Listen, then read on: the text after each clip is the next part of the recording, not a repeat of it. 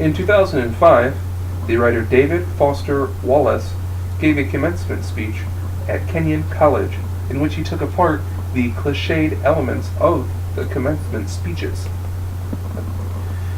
It is a great read, and I'd suggest you look it up sometime. Say 3 years, 8 months.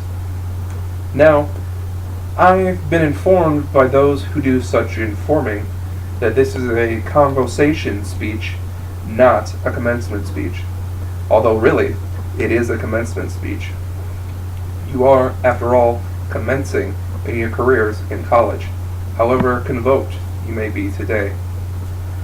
So like Wallace, I tried to think about the elements of those first commencement speeches that became tried conventions, much as paeans to liberal arts and pointless personal anecdotes are in the terminal oratories.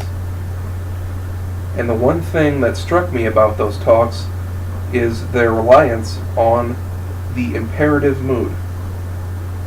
Now, for those who don't remember or aren't steeped in the minuet of grammar, verbs in English have 3 moods. Inductive, your everyday statement of what you believe to be true.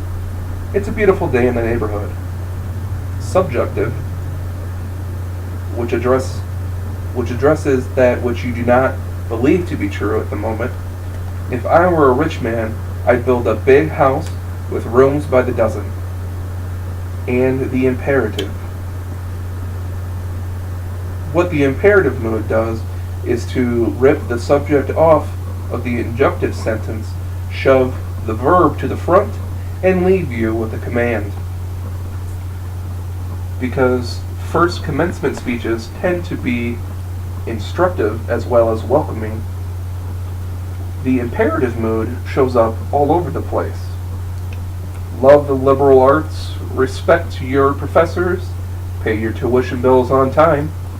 Even Augustana's long-standing informal motto, enter to learn, leave to serve, a beautiful sentence and a greater hope, is in fact imperative. Now, for the most of you in the audience today, you are familiar with the impersative mood as the imperative mood. Do your homework, clean your room, put down that chainsaw. My daughters are a little challenging. And in this field of journalism, we know the imperative mood as the impundent mood. Watch for Congress to do something halfway sensible in the next century. Look for the Minnesota Vikings to win the 2015 Super Bowl. Expect Bigfoot to walk down the aisle at Augustana's 2014 Convocation. Made you look. It is a general rule in journalism, or it should be, that the more you encounter the impuntative mood, the less likely it is to be accurate. So it is my pledge to give you, from this point on, until the final sentence, to talk free of the imperative mood. I'm not here to command you to do anything. And given my experience with my daughters, I know full well the futility of such efforts. So instead, I'm going to read to you what is probably my favorite poem. Many people who know me know that my favorite poet is Walt Whitman, and that my desert island book is Leaves of Grass. Although, unlike Walter Whitman, I do not keep the copy in my bathroom. But for a single poem, this one, by a great American poet, William Carlos Williams, has stayed with me from the first time I read it for a lot of reasons, some of which are significant today. So I give you Spring and All.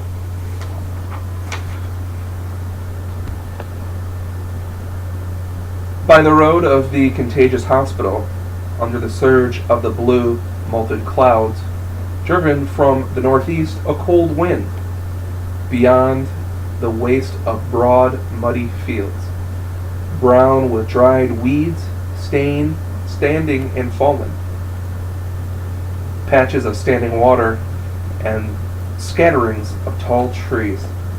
All along the road, the reddish-purpled, forked, upstanding, twiggy stuff of bushes and small trees with dead brown leaves under them, leafless vines. Lifeless in appearance, sluggish, dazed, spring approaches. They enter the new world naked, cold, uncertain of all save that they enter.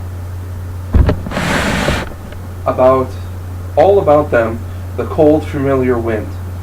Now the grasses, tomorrow, the stiff curl of wild carrot leaves, one by one, objects are defined. It quickens, clarity, outline of leaf.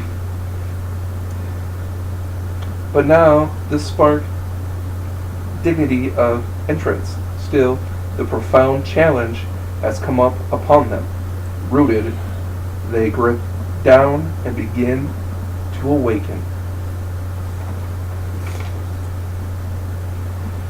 I'm fairly certain that one of two things is going on through most of your heads right now.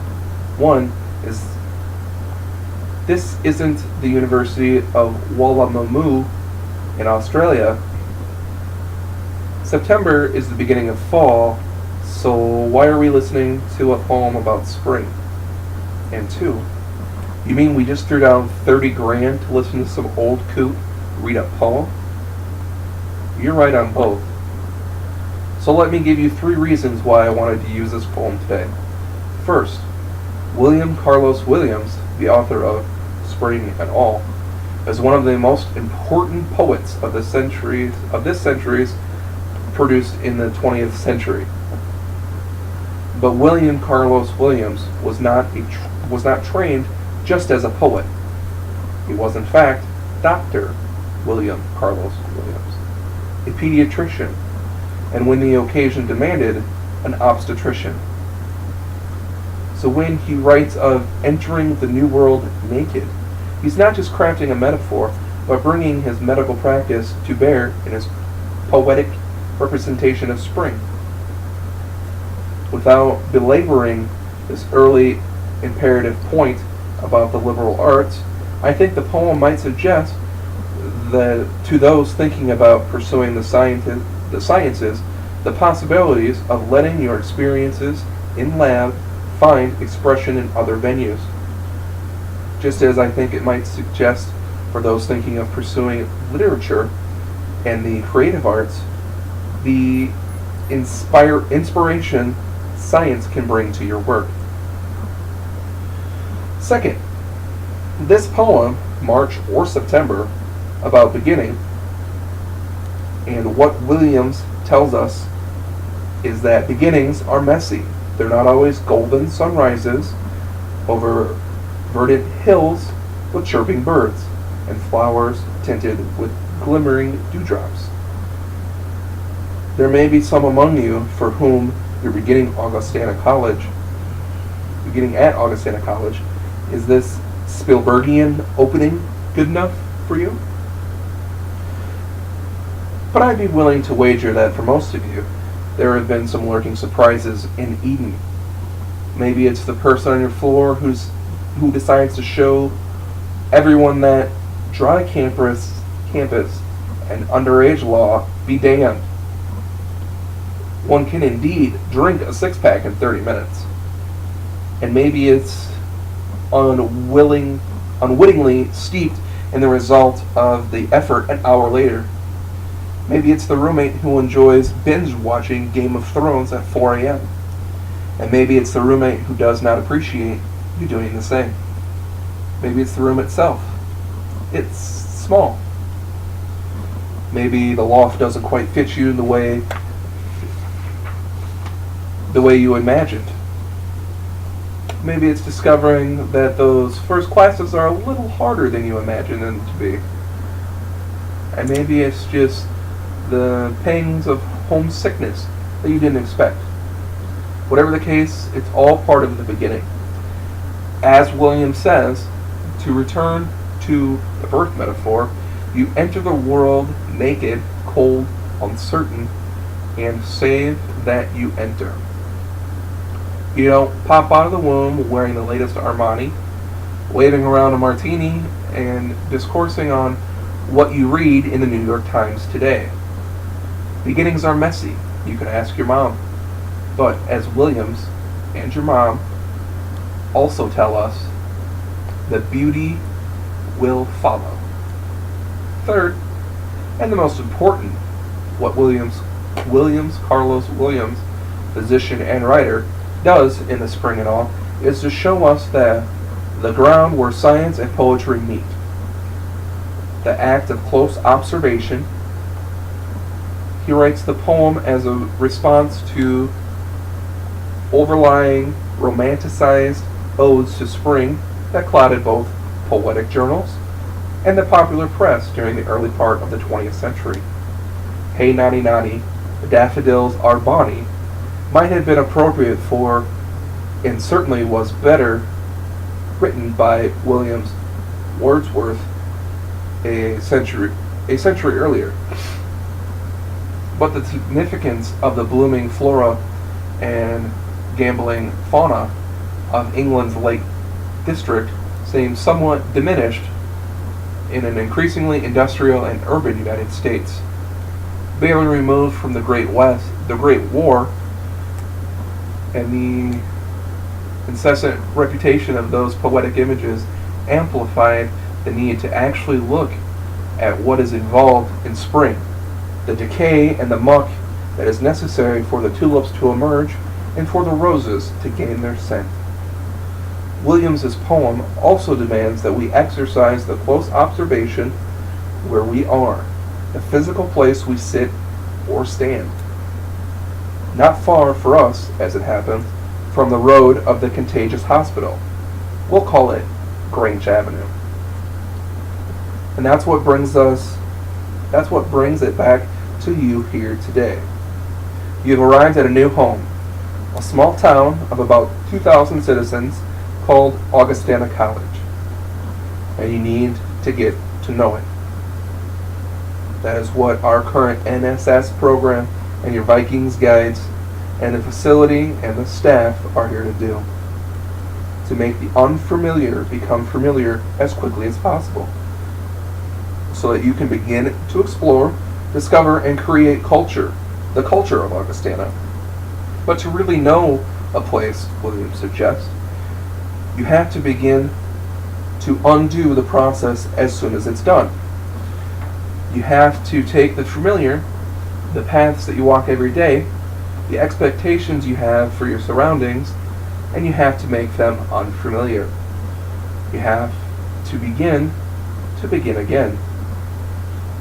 The environmental writer John Talmadge was in a situation not dissimilar from yours. After Carleton College decided not to give him tenure some years ago, he found an administration job at the University of Cincinnati, Ohio. Now, there are lovely aspects to Cincinnati, but in the 1980s, when he went there was yet another dying Rust Belt city, best known for Pete Rose, a concert by The Who, at which people were trampled to death, and a city administration that looked with violent disfavor on both racial minorities and artistic expressions. It was not, in other words, an ideal home for someone who made a living writing about places like Big Sur and forests of New England. Talmadge's book, The Cincinnati Arch, dealing with his struggles in adapting to his new environment, struggles he eventually conquered by doing exactly what William suggested, looking down and closely observing the world around him. Instead of looking into his expectation, Talmage discovered what he calls an invisible landscape. Plants and animals unique to his surroundings that had no idea that he had no idea existed, and that he thought could never flourish in an urban environment. We think of nature and wilderness, he says, as a distant, pure, and a historical landscape that creates an ideal, tailor-made to receive our dreams. And in so doing, we ignore, take for granted, and exploit the nature that exists around us in the places we live.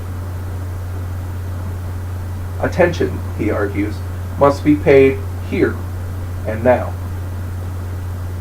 Alexander Horowitz, the author of a book on looking, takes Talmage's quest a few steps further. Literally, the native New Yorker, she decides to examine Sherlock Holmes's maximum. The world is full of obvious things which nobody by any chance ever observes. And if you were expecting Benedict Cumberbatch, well, sorry. Horowitz takes her investigation. Sorry, I completely lost where I was. Horowitz undertakes her investigation by walking around her neighborhood in Manhattan with people trained in observing those obvious things. Entomologist and a zoologist help her see and understand the animal life she didn't know, or in the case of rats, knew too well, was around her. The architect shows her that the secret history of the city in the buildings. The graphic designer explains another secret history in signage and graffiti. An acoustic engineer helps her deconstruct the ambient noise of urban life, while her dog makes her aware the smells buried beneath vehicle exhaust, and the open window of Ray's Pizza. Like Williams' poem and Talmage's book, Horowitz's work, which is also a stunning adventure for the benefits of liberal arts education, shows us there are worlds upon worlds to discover if we only take the time and effort to look. I can never bring you to realize the importance of sleeves. The suggestiveness of thumbnails, or the great issue that hang from a bootlace.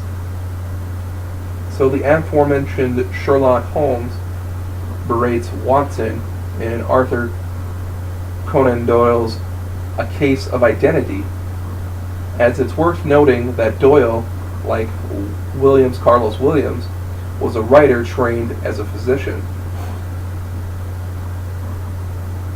If you looked at my own sleeves during any part of this, you may have observed that they're too long. You may also have observed when I walked over here, that the gown was too long. You may have wondered why mine doesn't close, as most others do, or why the chevrons appear to be tattered.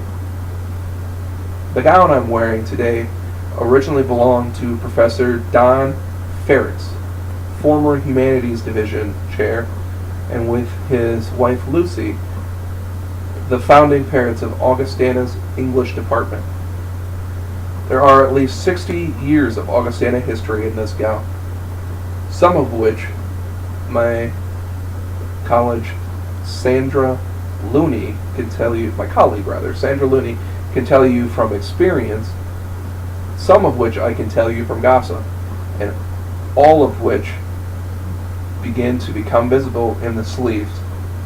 Class of 2018, You are indeed entering a new world. A world that invites you and encourages you to closely observe everything around you. Not just in class, but as you walk, you take the you but in the walks you take and the people you meet every day. And by accepting this challenge, this opportunity, you truly become a part of Augustana, and Augustana a part of you. We welcome you, and we look forward to the profound changes that will come upon you as you become rooted here, as you grip down and begin to awaken, and to finally arrive at the one imperative sentence in this talk. We remind you, remember, today, your first day, is a great day to be an Augustana Viking. Thank you.